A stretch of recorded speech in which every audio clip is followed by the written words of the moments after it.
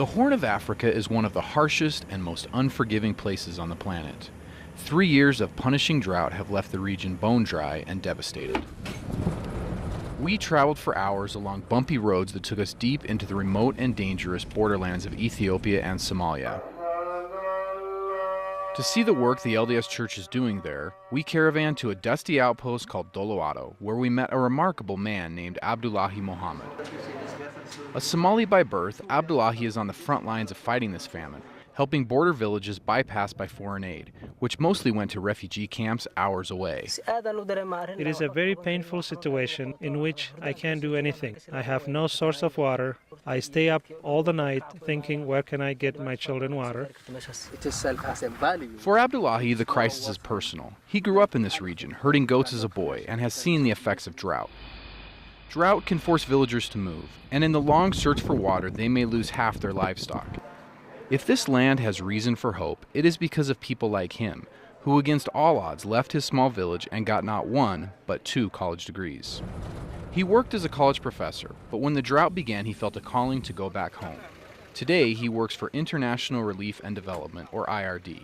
Last September, at the height of the crisis, IRD reached out to the LDS Church, a longtime partner, to pay for trucking water to villages that needed it most.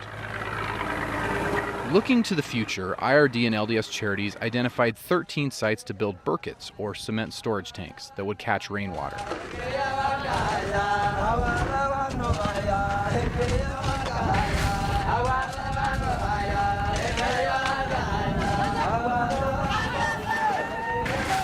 All over Africa, you'll see broken down water wells. The charities that built them were well-meaning, but they didn't involve the locals.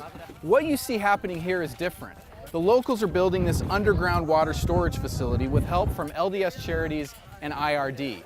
But really, this project belongs to the village, meaning that when there's a problem, they'll be here to fix it. The work is grueling and backbreaking. We saw broken pickaxes and visited a site where the ground is so hard, they have to burn the rock just to soften it up for a jackhammer. It is a challenging work. It involves a lot of field work, tough work.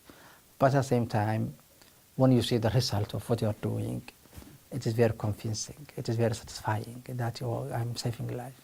I'm doing something. At least the people who didn't have water are having now water. Perhaps the biggest difference, however, cannot be seen. Thanks to the work of the LDS Church and people like Abdullahi, schools in the area don't have to close, meaning that hopefully, somewhere in one of these villages, there is another boy just like him, who will go off to college and come back to help his people. I'm Jesse Hyde for KSL 5 News.